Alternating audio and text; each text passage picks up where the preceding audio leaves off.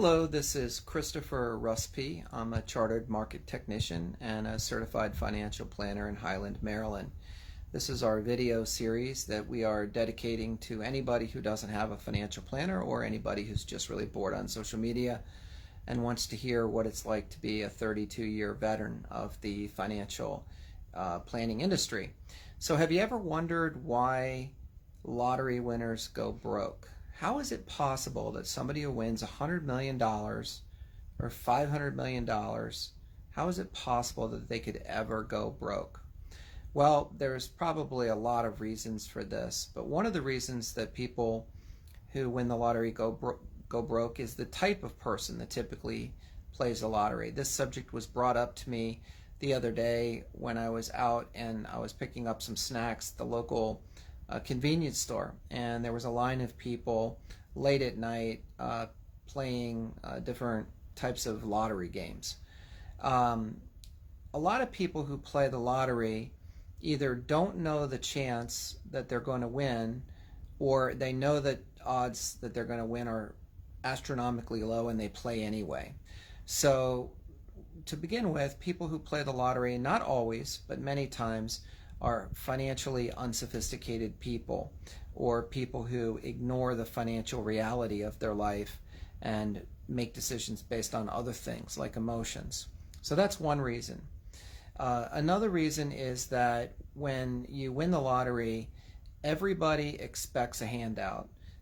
Everybody expects that, oh, Uncle Joe won the lottery, that means everybody in the family won the lottery. And so I actually have had three people who won the lottery as clients in my career over the last 32 years. And a couple of them have said that it was the worst thing that ever happened to them because it destroyed their relationships. So it's always better to claim the lottery winnings through a law firm that will protect your identity if you can. Unfortunately, some lottery participants have to disclose their name because the lottery company wants to use them to market, to other people. So that's the second reason I think a lot of them go broke.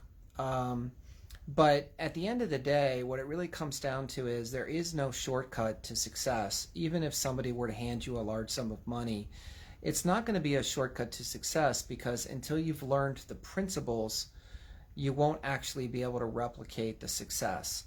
So let me give you an example. Let's say you're 25 years old and you inherit $100,000, okay? Your typical 25-year-old, you've gotten out of college, you've gotten your first car, maybe you're in debt a little bit, but you're earning good money and you're working your way ahead, working hard. Well, if you inherit $100,000 at that age, unless you're smart enough to listen to the people who are older than you, most likely in 10 years you're not going to know where that money went. I would say at least 9 out of 10 times the money is just gone. Maybe it's misappropriated by a scamster. Maybe it's just bad decisions you make. But because you don't have that wisdom that you've accumulated through many, many years, the money just disappears. So when you imagine $100 million or $400 million or $500 million, it's the same principle. You don't have the foundation for building wealth, and therefore when you are handed wealth, you don't have the foundation to keep it. I can tell you that if a financial planner ever wins the lottery, and they're a good financial planner, you're never going to hear about them going broke. It's just not going to happen, because we know the principles that are necessary to build wealth over time. Now, whether we can live those principles is a different story entirely, and that's a subject for another message one day. So, message number one, or lesson number one today: don't play the lottery unless it's strictly for entertainment purposes and a very trivial amount of money. Number two, don't count on winning the lottery to accomplish any of your significant financial goals in life. And number three, if you do win the lottery, definitely make sure that you consult a very, very experienced financial planner so that you don't become one of these cautionary stories for other people.